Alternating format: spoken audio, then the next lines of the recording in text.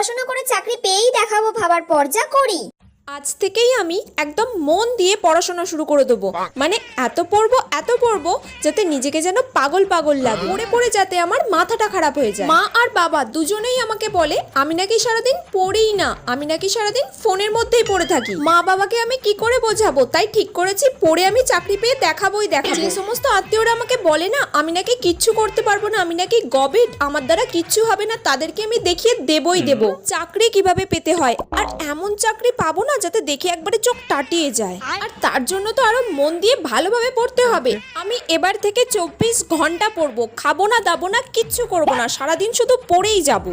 A few moments later. আজকে আর ভালোই লাগছে না, কতক্ষণ ধরে পড়ছি আর তো পড়তেই ভালো লাগছে না।